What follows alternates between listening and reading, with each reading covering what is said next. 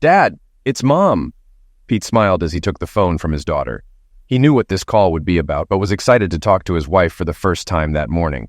His wife, Jones, said, "Hey, baby, can my sweet teddy bear oversee a dozen teenagers today? Eva and her friends have been planning this for weeks. I just need to follow their instructions. They're 19 or 20, not toddlers." She asked, "Did you get the pool set up the way she wanted?" He replied, "Yes." "And the lounge chairs, bar, and grill? The food is prepped. I did all that while you were gone. Next year you can chaperone, huh? Don't tell me you're not looking forward to a dozen teenagers in bikinis around you all afternoon. By the time I get home, you'll be ready for me. Remember, one of them is our daughter, and 2 are like surrogate daughters. I don't need a dozen bikini-clad teenagers to be ready for you. I'm ready for you all the time." "I know, and I like that." "Did you have a good trip?" she asked. "We did. It was a good learning conference," she replied. Joanne worked for a mid-sized investment firm in a Nashville suburb as a senior investment advisor for nearly 6 years. "That's great, sweetie. Have a safe trip back from San Jose." "Thanks. I'll see you later this afternoon. Love you, Joan." "Love you, Pete." Eva rolled her eyes at her dad, but was happy her parents still loved each other. Pete reflected on how he had been her lover until the kids were born, then daddy until their oldest went to college. Now he was her teddy bear. He didn't mind. She loved snuggling next to him and sleeping with her teddy bear. Pete, his daughter, and her 2 best friends had been busy getting ready for the party. Eva was starting her junior year in medicine at Vanderbilt University, about 20 miles from her parents' house in Franklin, Tennessee. She lived with her best friends in an on-campus apartment. Lily and Carrie, her best friends, spent the night and helped that morning. Lily, a tall, slender African-American with light pecan skin and long curly hair, teased Pete for being shorter. He loved having her around as she was like another daughter to him. She ran track at Vanderbilt on a scholarship and was majoring in math and computer science. Carrie, the first friend Eva made in elementary school, got into Vanderbilt with her parents' money and connections despite her SAT score. A tiny blonde at 5'2", she was voted most likely to buy an island in high school. Under the backyard pavilion and outdoor kitchen that Pete mostly built, the table was set for lunch. Friends would arrive any minute. It was a gorgeous August day. Eva, inheriting her mother's organizing skills, had kept her father busy. Pete, more bashful than boastful, had built and run his small consulting firm. If there were a vote among the girls' fathers on the best dad, Pete would likely win. After serving food and drinks, Pete said, "Okay, ladies, I'm going back inside. Let me know if you need anything." Lily asked, "Are you sure you don't want to stay and eat with us?" "Thanks, Lily. This is for all of you. I'm good." This afternoon was for the girls. Pete kept busy in his office, which overlooked the pavilion and pool. When the girls started removing their cover-ups, he moved to the den to watch the Braves game, avoiding any appearance of being a creeper. After about 20 minutes, he heard a commotion by the pool. Investigating, he saw a large young man grabbing Carrie's wrist and trying to pull her away. Her friends surrounded them, yelling for him to stop. Pete ran outside, yelling, "Hey, let her go!" The guy, about 6'3", smirked and kept dragging Carrie, who was much smaller. As Pete got closer, the guy pushed Lily, causing her to stumble into Pete. Recovering, Pete ran to block the gate. "Let me go, Ricky!" Carrie yelled. "Girls, get back!" The other girls stepped back but didn't go far, some filming the incident. "I said let her go!" Pete shouted. Ricky, unfazed, tried to jab at Pete, who dodged and punched Ricky in the solar plexus, causing him to release Carrie. Pete then kneed Ricky in the groin, bringing him to his knees. "Get out of my backyard!" Ricky slowly stood, threatening Pete. "You aren't as big as my old man said. I'm going to enjoy this." Ricky swung again, but Pete dodged and tripped him, sending him to the ground. "Just leave. I don't want to hurt you," Pete said, as the girls giggled at the scene. Ricky mocked Pete, calling him a little teddy bear. Ricky attacked again, but Pete, now angry, dodged and delivered a series of punches to Ricky's side. Ricky fell, taking time to get up. When he did, Pete twisted Ricky's arm behind his back and marched him out the gate. Ricky, now in pain, taunted Pete about his wife. Pete dismissed the taunts as lies and threatened Ricky if he continued. Ricky banged on Carrie's car, denting it, before slumping into his BMW and leaving. The girls were filming and making gestures at Ricky. Pete told them, "The show is over. Back inside. And please, don't share that video yet. Let's talk about it first." First, Pete heard Eva say, "Daddy, your nose is bleeding." Lily quickly took charge, ordering everyone to make room for Pete on a chaise lounge under an umbrella. "Eva, get him a clean shirt. Carrie, get a bag of ice." She helped Pete sit down and used his shirt to press against his nose. The other girls, surprised by Pete's fitness, eagerly offered help, though Lily kept things organized. One girl got him a drink, while another tried to help him lie down. The rest chattered about what happened, staring at Pete. When Carrie and Eva returned, Pete applied the ice and asked, "Who was that idiot? Who raises someone like that?" "Carrie, what did he want with you?" Eva answered, "That idiot is Ricky Farmington, the son of Mom's boss, Andrew Farmington." Pete's concern deepened. Oh crap. He realized the accusations might hold some truth. Carrie explained, "He asked me out again after one date and I declined. I'm sorry he came here. He probably saw the party on social media." She pleaded with her friends, "Please stop posting about our plans." Then she asked Pete, "How did your nose start bleeding?" "He never touched you." Pete replied, "It happened when I tried to catch Lily. She bumped into me and shot my nose." He smiled at Lily. "I'm so sorry, Dad. When he pushed me, I didn't mean to bump your nose." Pete reassured her, "Don't worry. It's not broken, just sore." Lily felt relieved. Concerned about the videos, Pete said, "Please don't share videos of what happened. No social media, emails, or texts. Please." "Why, Daddy? You didn't do anything wrong," Eva asked. Pete explained, "I don't want rumors about your mother spreading. Also, Ricky might retaliate if the video gets out. He could be dangerous and try to hurt one of you." Eva asked, "Are you going to call the police?" Pete nodded. "We don't have to press charges now, but he assaulted Carrie and Lily, tried to assault me, and damaged Carrie's SUV. I'll get someone to take our statements. You can still enjoy the party by the pool." He asked, "Carrie, is your wrist all right?" "Yeah, just a bruise. Nothing serious." Pete nodded. Carrie then asked, "Mr. C, where did you learn to fight like that? Ricky's a big guy and has won several fights." "It's kind of boring. Are you sure you want to hear this?" A dozen bikini-clad girls nodded eagerly. Pete shrugged. "In high school, I got teased about my height. Both my parents are short, so I knew I wouldn't grow much. I ran track and cross country, and I was pretty good, competing in state finals. One night as a junior, I had a date, and we were maltreated by a couple of guys. I tried to ignore them, but they pushed me. My friends stepped in, and the guys left. I told my dad, and he found a martial arts studio for me in Knoxville. He said, 'Be the best you can be, but only for defense.' I trained twice a week until college at Georgia Tech, where I continued learning various styles, including Salat, Judo, and Jiu-Jitsu, focusing on self-defense. The instructor, an older guy my height, and his daughter, Eva's size, were amazing fighters. I trained with them for 4 years. When I married Joan, we lived in Atlanta, and I reduced my training to once a week. Eva, when you started college, I found a local studio and began studying again. I'm not as good as before, but I manage." Eva said, "Daddy, I never knew." "You didn't need to. Remember when we took you and Donnie to Paris when you were in 7th grade? We went to that Moroccan restaurant in a shady part of the city.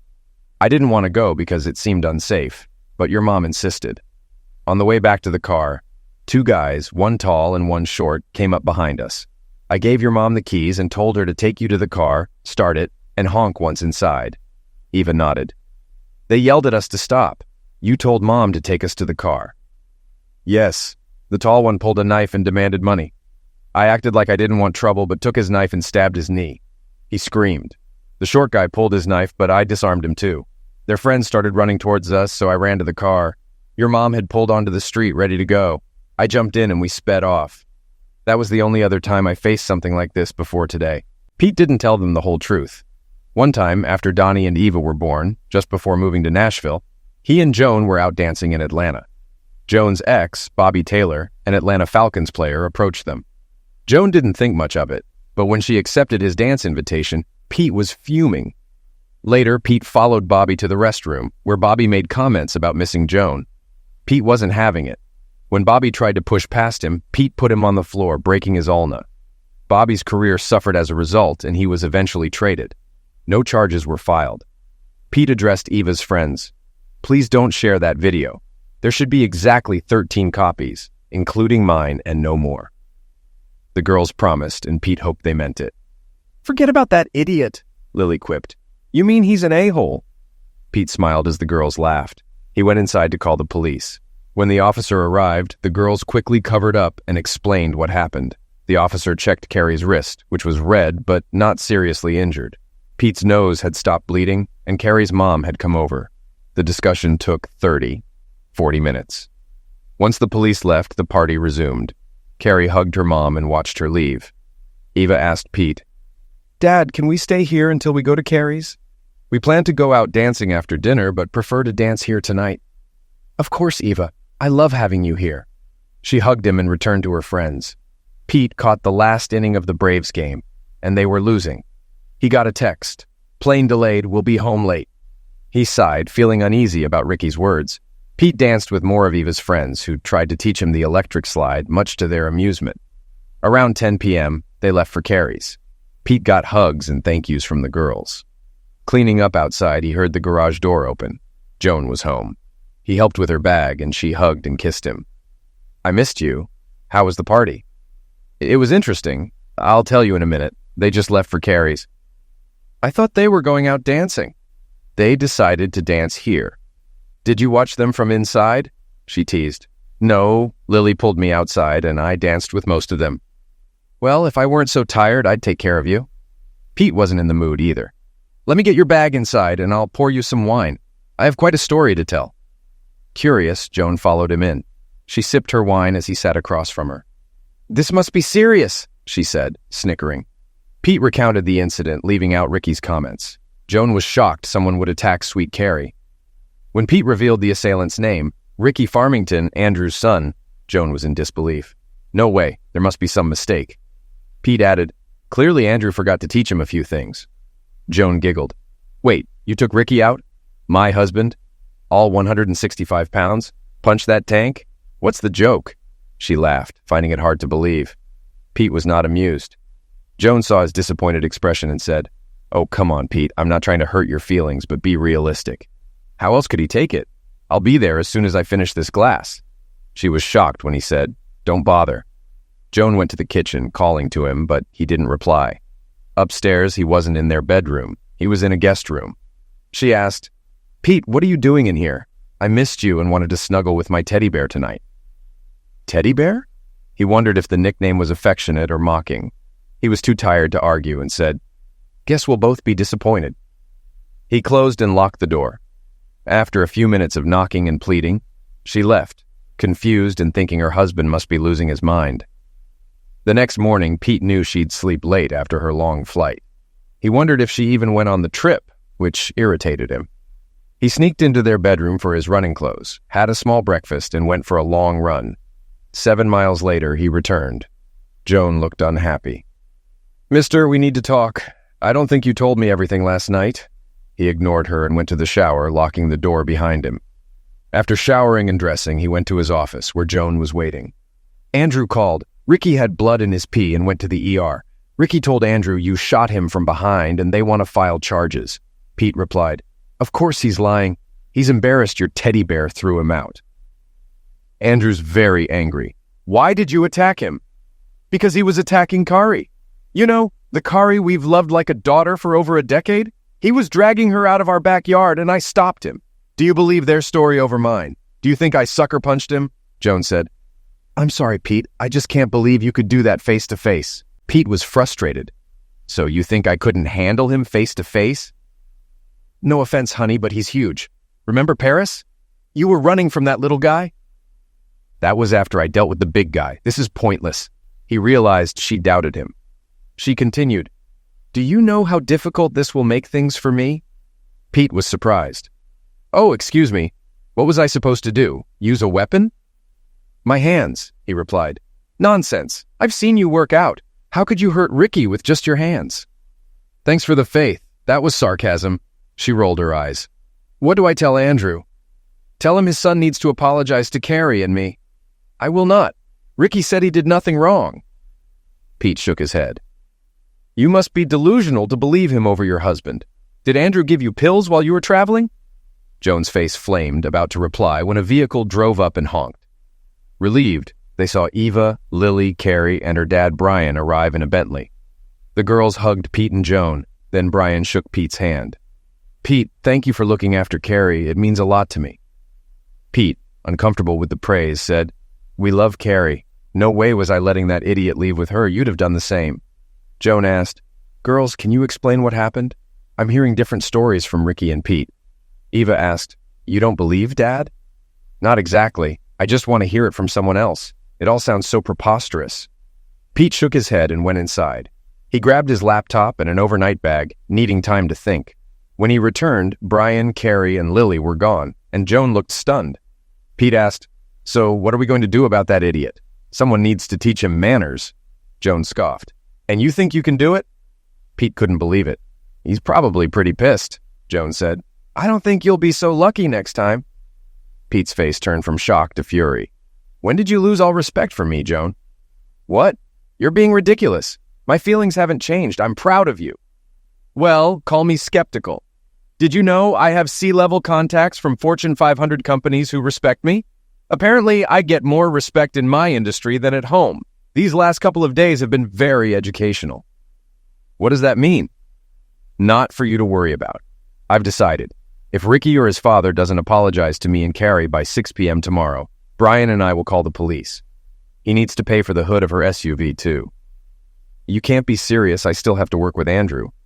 "Maybe you can convince him to teach his son some manners. This could hurt your job, but look at what this is doing to us. Tomorrow, 6 p.m., or we're calling the police. I'm going out for a while." "No, you aren't. We aren't finished talking." "We are finished, and I need to get away from you. I'm going to Brian's to discuss this. Since Andrew listens to you, tell him what his kid must do to avoid jail. The clock's ticking." "Pete, come back here." He ignored her, walked into the garage, put his bag in the car, and drove away, leaving Joan standing there exasperated. Pete had never done anything like that. Driving to Brian's, he decided he needed to travel for work to distance himself from Joan and see how involved she was with Andrew. At this point, he believed she might have succumbed to Andrew. Joan, Brian, and Pete agreed on 6 p.m. tomorrow or they would call the police. Pete went to a hotel, worked with the Braves game on in the background. Around 5 p.m., his phone rang. He had blocked Joan's number for peace. It was Eva. "Hey, baby." "Hey, Daddy," Eva said. "I'm driving back to the apartment. Are you nearby at Vanderbilt?" Eva shared an on-campus apartment with Carrie and Lily. It was an unusual arrangement, likely made possible by a significant donation from Brian, who was wealthy and well-connected in Nashville. Pete replied, I'm at the residence, room 413. I'll be there in a few minutes." 10 minutes later, Eva knocked on the door and hugged Pete tightly. "I don't understand, Daddy. Why doesn't Mom believe us?" "She doesn't think I can protect my family," Pete said. Eva responded, "She should. I told her about Paris." Pete shrugged. "Let me guess. She didn't believe you." Eva nodded, tears in her eyes. "I'm sorry, baby. Maybe Andrew convinced her I don't measure up. You don't believe what Ricky said, do you?" Pete wanted to suggest that Joan was involved with Andrew, but didn't. "No, he was just talking smack." He hated lying to Eva, but didn't want to tarnish her view of her mother. "Don't worry, sweetie. Everything will be fine." "I want to believe you, Daddy, but I'm worried," she replied. "Don't be. We'll be okay." She wondered if he meant just the two of them or their entire family. She left shortly after. School was starting soon, and she had a few days left in her summer internship. The next day, Pete checked his home security app to see when Joan left for work. He appreciated the flexibility of running his own consulting company, but found it hard to escape during a marital fight. By lunchtime, he saw 20 texts from Joan, mostly accusing him of being unreasonable. The last one said, "You win. He'll be there at 6. I left you a voicemail." Pete listened to her voicemail. "Pete, Andrew said Ricky would apologize at 6 tonight. I'm still not happy with you for putting me in this situation. We can talk after everyone leaves." Pete rolled his eyes. Somehow it was still his fault. He planned to drive to Louisville that night for a client session, arriving early to do some pre-work. At 5:45 p.m., Brian and Carrie arrived. Carrie hugged Pete and Brian shook his hand. "This should be interesting. Are you and Joan okay? It sounds like this is tough on you." "We will be. She's struggling with the idea of her little husband punching Ricky," Brian said. "I'm surprised too, but you always seem well prepared." "Thanks, Brian. Hopefully Joan will remember that. If you don't mind, let's wait out here. I don't want Ricky in my house." "I wouldn't either." A couple of minutes before 6 p.m., Ricky arrived in a red BMW, not looking happy. Joan wasn't there yet. Ricky approached them and said, "Carrie, I'm sorry about Saturday. I was out of line. I miss you and took your rejection poorly. I hope I haven't destroyed our friendship." Carrie replied, "I don't know if we'll ever be friends again, Ricky, but I'll try to be polite and friendly. That's the best I can do right now." "I understand." Ricky turned to Brian. "Mr. Williamson, I'm sorry about what I did to Carrie and her SUV. Send us the bill and we'll take care of it." He didn't seem very sincere. Finally, He looked at Pete, and the contriteness disappeared. "Mr. Clark, I apologize for interrupting the party and barging onto your property. I shouldn't have done that." "Okay, Ricky." "Thank you. I think we're done here." As Ricky walked back to his car, he smirked and mouthed, "Kitty," to Pete, who responded by opening his hand, indicating he needed proof. Ricky grinned and drove off. Brian said, "His apology to Carrie seemed sincere, but not to us." "What did he say to you?" "Nothing important. Just trying to provoke me again," Pete replied. Carrie felt guilty for ever dating Ricky. Brian said, "If you need help, let me know. I can get lawyers on him and his father, or even arrange a deputy to shadow him for a weekend." "Thanks, Brian. Let's hold off for now. I have other problems to resolve." After dropping Ava home, Carrie told her parents about Ricky's comments about Joanne. They didn't believe Ricky, or at least hoped not. Brian and Pete shook hands, Carrie hugged Pete, and they left. As Pete was pulling out of his driveway, Joan's car approached. He didn't wave and drove towards Louisville, needing time to figure out his next steps. 10 minutes later, his phone rang. He decided to answer. "Hello, Joan." "Pete, are you just going to the store and coming back?" "No, my client needs me in Louisville early. I'll be there until Friday afternoon." "Why would you say that? I only travel every 6 to 8 weeks." "It's nothing. Had you been there Saturday, you'd have seen everything. I'm still upset you took Ricky's side." "I know, and I'm sorry." "Did Ricky apologize?" "He apologized to Carrie sincerely, but was disingenuous to Brian and me. Be glad he's not going to jail. He's just a kid, Pete." "He's a 20-year-old who needs to control his anger and respect others," Joan sighed. "Can we talk when you get home Friday?" "Sure. I'll miss you, Pete." "Joan." He hung up. Joan was surprised by how he ended the call. She thought this would blow over soon. On Friday, she'd prepare a nice dinner and plan a special night. The 3-hour drive to Louisville gave Pete plenty of time to think. He suspected Ricky knew too much for it to be idle gossip. If Andrew slept with married women, it wasn't surprising he shared inappropriate details with his son. Pete suspected Joan and Andrew were having an affair, possibly even in town, as Ricky suggested. Pete planned to travel as much as possible, hoping to catch them off guard.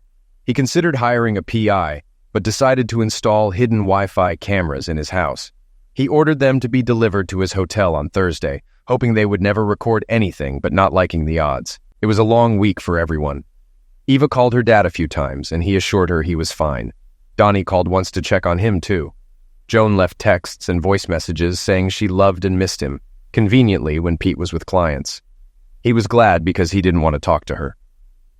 On Friday, he drove home, dreading what might await him. But it went better than expected. Joan greeted him in a flattering dress and heels, indicating she wanted to go out. Pete was fine with that, since it would keep things light until they got home. They went to a favorite steakhouse, and Joan was affectionate all night. Despite his irritation, Pete couldn't help but be affected by her charm. Once home, Joan immediately initiated closeness. They didn't make it past the family room before she undressed and seduced him. Afterward, they continued in the bedroom. Joan expressed her love, and Pete replied, "I loved you too, Joan," though she missed the past tense. She fell asleep, believing everything was fine. The next morning, Joan, already awake, drew circles on Pete's chest. She thanked him for the previous night, and he admitted it was nice. Then she mentioned that needing to go to Memphis for a client meeting on Thursday. Pete questioned the sudden trip, but she explained it was urgent. She asked if he was okay, and he mentioned his own upcoming trip to Orlando and Savannah for work. This revelation led to another round of closeness, which they both enjoyed. Over breakfast, Joan asked if they were okay, and expressed her love, hoping to move past the recent tension. Pete smiled and squeezed her hand, saying he wanted that too. Joan tried all weekend and into the next week to show her love, not just through lovemaking, but Pete felt the end was near. He installed a GPS tracker on her car and placed hidden Wi-Fi cameras and microphones throughout the house, feeling terrible about it, but needing to know the truth. On Thursday morning, Joan kissed Pete goodbye. He asked, "Will you drive your car to Memphis or get a rental?" "I'll take mine. The company will reimburse the mileage and I'll be safer driving my car." "Okay, be careful." "I will, baby. Love you." "Love you too." A few hours later, when she should have been at their Brentwood office or on I-40, the GPS showed her car at Andrew's house. Pete's fears were confirmed. His marriage was over. Needing to burn off steam, he went to his dojo to spar and work out, determined to stay sharp in case he ever confronted Andrew. "Thanks again, Joan," he muttered. Joan texted him later, saying she had made it to Memphis safely, but the GPS still showed her car at Andrew's house. Pete prepared for his fake trip to Orlando, deciding to hire a PI to tail his wife. Early Friday morning, he received an email titled, "For the Kitty Bear," with a link to a cloud account showing live and recorded video from Andrew's home. He watched Joan and Andrew undressing and having lovemaking in the family room. Pete drove to the airport, parked in long-term parking, and called Joan, leaving a message that he was flying out. He then went to the airport Marriott to watch the evidence. "Stupid kid," he muttered. Pete didn't need to see more. Watching Joan's car at Andrew's house overnight was enough. He listened to the videos, enduring the sounds of their affair to gather information. Andrew's voice, "I know you're pissed, but you don't have to reclaim me." Joan, "I know. I'm still mad about Ricky's apology. You need to control your little husband." "I've been withholding from him like you asked," she lied. Andrew thundered, "I don't ask. You do what I say if you want the benefits." Joan was tired of Andrew's control. "I love Pete. He's a good father and husband. I'm not giving him up." Andrew scoffed. "If you love him, why are you screwing me?" "You know why. Sometimes I miss being with a big man." Andrew, "It's okay, baby. It's not just your size. I like being with someone taller when I'm in heels. I like feeling big muscles. I miss that sometimes." Andrew soothed. "Keep taking care of me and I'll take care of you. But if you can't control him, I may have to talk to him. I'm still mad at him for sucker punching Ricky." She snapped, "You will not hurt my husband. Do you hear me?" This surprised both Andrew and Pete. Andrew, "Fine, fine. But remember who you belong to." That irritated her because she didn't belong to anyone but her husband. "Also, get Ricky under control. I don't want him sneaking up on me." "I told you. The girls said he didn't do that. Somehow Pete strike him fair and square." Andrew laughed. "No way could that kitty strike Ricky." "He's not a kitty, but if he is, he's my kitty bear. Let me handle him." Andrew laughed. "As long as I get to handle you. For now." She wondered what he meant by "for now." The second interesting exchange was after Pete's call from the airport. Joan said, "Well, he's gone for a week." Andrew's smile was sinister. "Great. Now we can take a few more days off and screw some more." Joan replied, "Yes, but not if you keep being so rough. You'll bruise me." "How will I explain that to him?" Andrew reassured her, "You're not supposed to be with him often. How will he see it?" "He still sees me getting dressed. You said you like it when I tease him." Andrew smiled. "Well, if we have lovemaking all week, keep him away for a few days or he'll feel the difference. A cool bath and 24 hours usually help. Besides, he's not much smaller than you." Andrew didn't like hearing that. He took charge. "I'll be gentle like you want, but not at my house or while traveling. At your house, I'll screw you my way. You said he wouldn't be back until Friday night." Joan was worried. They had never had lovemaking at her house. "I'm not sure that's a good idea. If it worries you, we won't sleep there. Just long lunches." Joan hesitated, but agreed, planning to call Pete every morning and night to check in. This confirmed she needed to end things with Andrew soon. Andrew smiled, thinking she wouldn't get rid of him easily. Pete copied all the videos from the cloud folder. Once they left Andrew's house, he planned to delete the server files, ensuring he had the only copies, unless Ricky saved them elsewhere. Pete had several calls to make, starting with Brian. "Hey, Brian, it's Pete. Got a sec?" "Sure, buddy. What's up?" "Remember our conversation when Ricky showed up to apologize?" "Yes. Ricky was right. Joan's been having an affair for a while." "Oh man, I'm so sorry. This isn't a social call then." "No, I need a good divorce lawyer quickly." Brian replied, "Done. I know just the woman. She can be mean and vicious or just get it over with, whichever you prefer. I'll give her your info and she'll contact you today." "Sounds good. Also, please tell Miriam not to mention this to anyone until I give Joan the papers next week." "Sure, Pete. I'm sorry for both of you. We've always liked you and Joan." "Thanks, Brian. I'm sorry too. I owe you." "No, you don't. We've been friends for a long time, and our daughters have been for even longer. This is just me helping a friend. When this is all over, you can buy me a beer." "I think I might enjoy that. Consider it done." Brian connected Pete with feared family lawyer Charla Steele, who started preparing divorce papers that evening. Joan's car returned home, and just before Pete went to sleep, Joan called.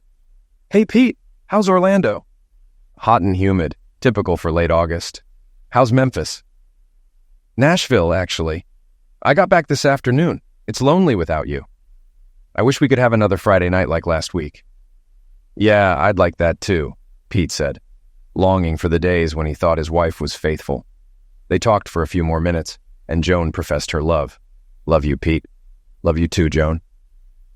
After hanging up, Pete felt sad but grew angrier the more he thought about it. The next day, he went back to the airport, rented a car, and found a dojo near the Opry to practice, avoiding his usual places to keep his presence in town a secret. He spent Saturday and Sunday sparring and working out, feeling good about his abilities. He texted Joan, and she texted back. The cameras showed she was alone at home on Saturday, but Eva visited on Sunday, making him sad about the impending loss of their family unit. His sadness turned to determination. "Oh well, you have to deal with what life gives you," he thought, ready to face the challenges ahead. On Monday morning, Pete got an unexpected call from Brian. "Pete, I needed to call you. Joan contacted Miriam last night. She asked if we could float her resume to our investment advisors because she feels it's time for a change. Miriam said she'd look into it. What do you think? I know this doesn't excuse the affair, but maybe she's trying to get away from that a-hole." Pete thought about his family and what he planned to do. While Joan would never be his wife again, it would be easier for the kids if she got away from Andrew. "Yeah, go ahead. The damage is done, but it might make life easier for everyone." Brian replied, "I understand." By Monday afternoon, Charla had prepared the divorce papers. Joan called Pete that night, saying she missed and loved him. He tried to return the affection. Donnie also called, and they had a good chat. Pete suspected Eva had an idea of what was happening, but Donnie would be blindsided. "Damn you, Joan," Pete thought. He didn't sleep well that night. On Tuesday, Pete worked from his hotel. Around lunchtime, the GPS showed Joan's car leaving her office and heading to their home. His security cameras alerted him to 2 cars pulling into the driveway. Pete prepared to drive home, expecting them to take several hours. Around 2 p.m., Joan said, "We should get back. People will start looking for us." Andrew replied, "Don't worry, I own the company. No one will question me." "They might wonder about me. I don't want anyone telling my husband." "Why? You don't think he'd divorce you, do you?" This confirmed Andrew's lack of interest beyond lovemaking. "I don't know. He might forgive a one-time mistake, but not this long." Andrew said, "You've kept him in the dark for 3 years. You can manage. Maybe if we only see each other once a month."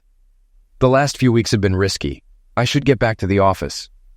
Andrew smiled, thinking about Ricky knowing and maybe participating.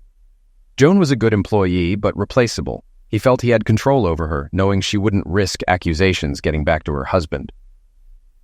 Pete parked down the street, listening to their activities via the Wi-Fi cameras. Hearing the affair had lasted 3 years fueled his anger. He checked the security system to ensure no alarms or chimes. He snuck in and quietly climbed the stairs, hearing Joan plead, "Come on, Andrew, I need to get back to the office." Pete stepped into the bedroom and said, "That means get the hell out." Joan, stunned, pulled the sheet to cover herself and exclaimed, "Pete, I thought you were in Savannah. This isn't what it looks like." Pete replied, "Joan, that's the stupidest thing to ever come out of your mouth." Joan's face turned red.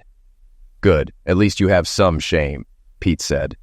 Andrew taunted, "Well, the little man decided to see how a real man takes care of his wife. Don't worry, she says she loves you, but we both know she loves having lovemaking with me." "Shut up, Andrew. That's not true, Pete," Joan sobbed. "I only love you." Pete replied, apparently not enough to stay away from him. To Andrew, he said, "I remember your baby boy struggling to get up when I punch him.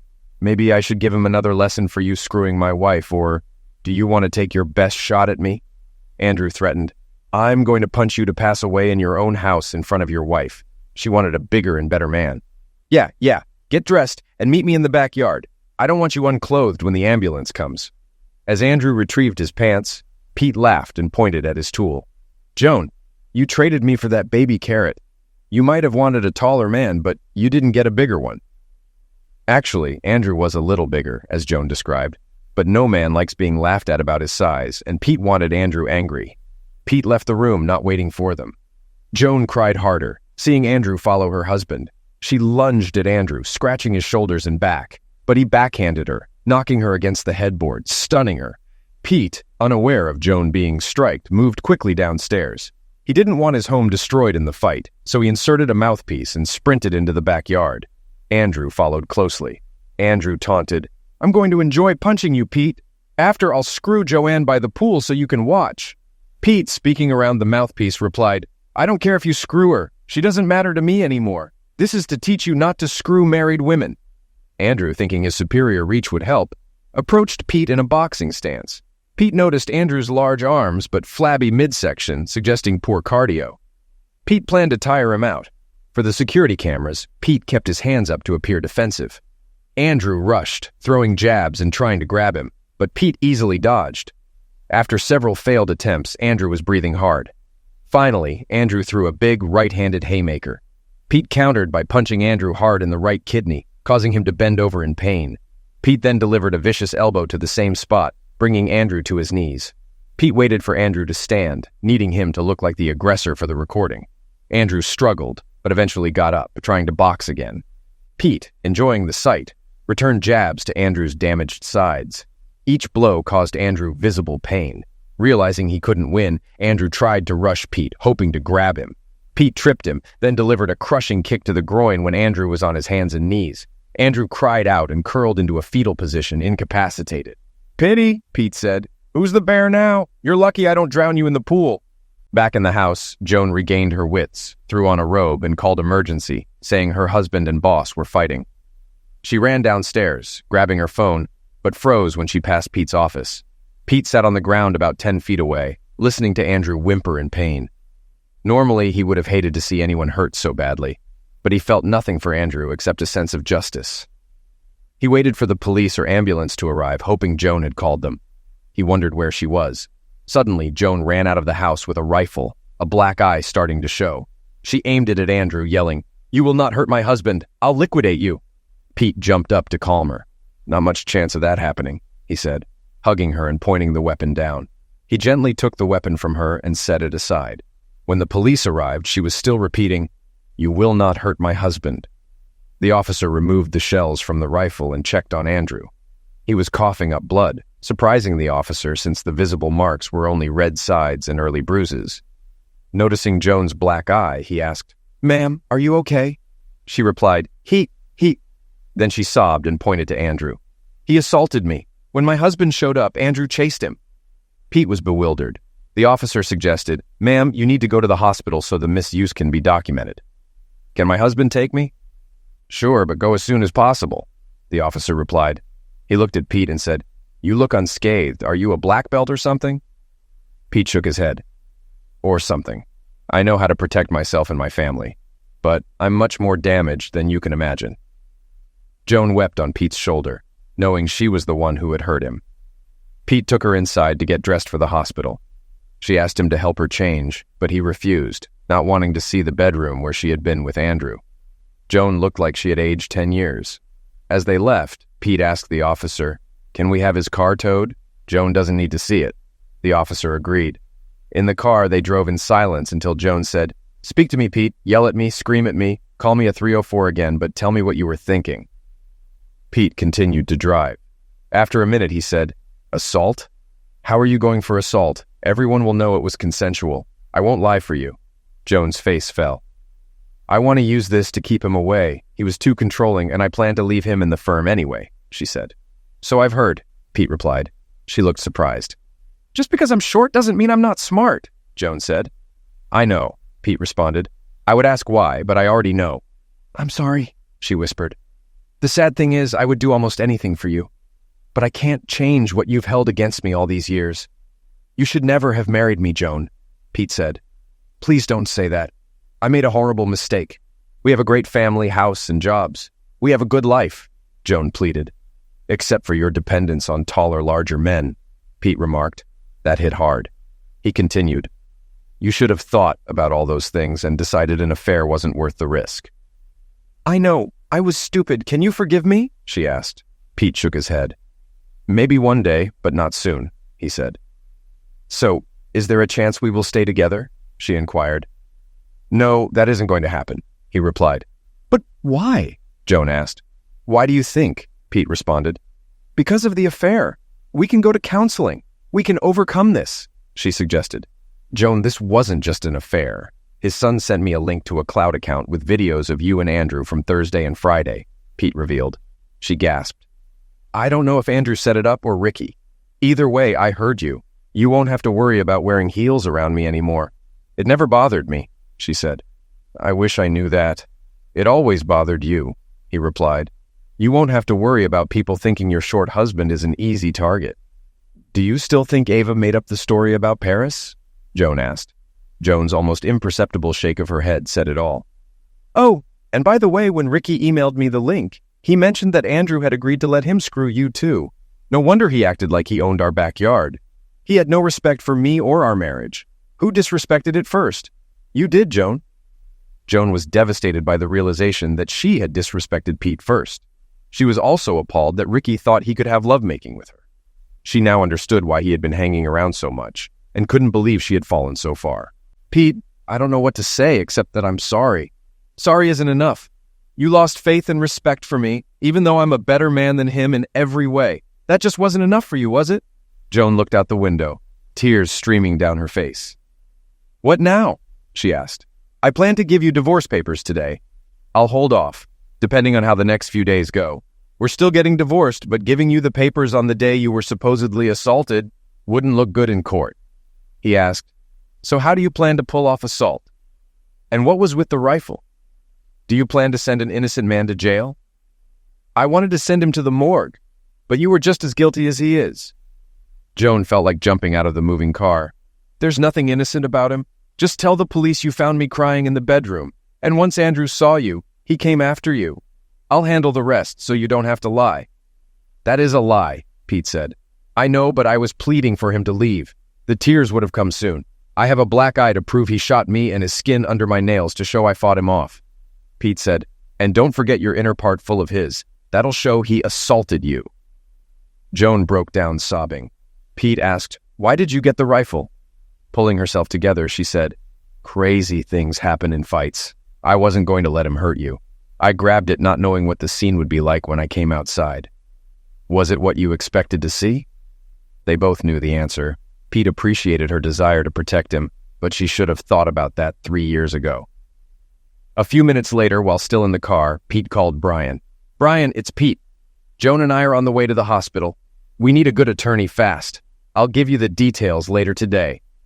Oh man, sorry to hear that. I'll make a few calls. Are you going to Williamson Medical Center? We are. Okay, I'll make sure someone meets you there. Don't talk to anyone until you talk to your attorney. Pete replied, Thanks, Brian. He hung up and looked at Joan. You understood that, right? This is a dangerous game. Get your story straight before you end up in jail. I'm sure your children and family would love to visit you in jail. Joan groaned internally at her predicament. Maybe she should jump from the car after all. As Brian mentioned, they were met in the ER by the hospital administrator and senior legal counsel, both of whom knew Brian personally.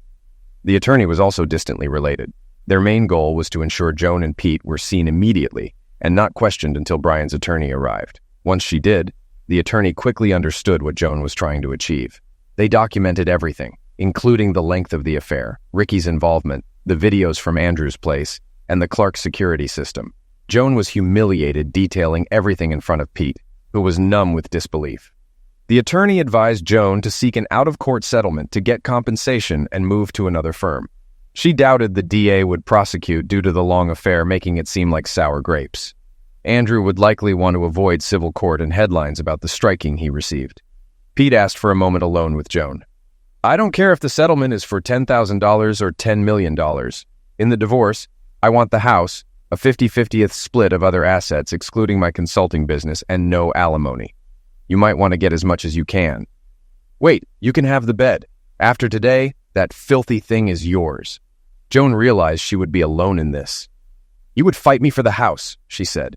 He replied, after what I've seen and done, you ask what I'm willing to do? Imagine what I could do with those videos. I have the contact info for all your clients and many others. I could send them videos of their advisor breaking vows and showing poor judgment. How many would keep working with you? Go ask your lover how angry I am. If the house is all I take, you got off easy. Every time he said lover, it felt like a red-hot poker. She couldn't deny it. Unwilling to fight Pete over the mess she made, she agreed to get whatever she could from Andrew. After Andrew's surgeries, Joan received a payout from him. It took weeks of negotiation and a few more to get the check, but it was enough to support her for a couple of years if needed. Shortly after, she got a job with the investment advisors Brian and Miriam used. The pay was less than her old job, but it was with a large multinational firm offering prospects. She moved into a 3-bedroom condo near her new job, allowing space for the kids to visit. She likely got rid of the old bedroom set. Despite trying to move on, nights were hard, filled with numbness and despair. She often called Pete, crying before hanging up, and realized she might need therapy and support from her kids and siblings. Her new job was helped by poaching some of her old clients from Andrew. This was easy, as they liked her and wanted to leave Andrew's firm, especially after a reporter's FOIA request led to a detailed police report. The report described the incident at Pete's house, highlighting the sensational elements which made the news. After his hospital stay, Andrew only said, "It's a private matter, no comment." Andrew underwent multiple surgeries to save his kidney, stabilize his rib, and partially restore a testicle. There was hope he might one day achieve in hardness, but it would likely be painful and might require another surgery. For Pete, it was the longest few weeks of his life. He stayed on the road as much as possible.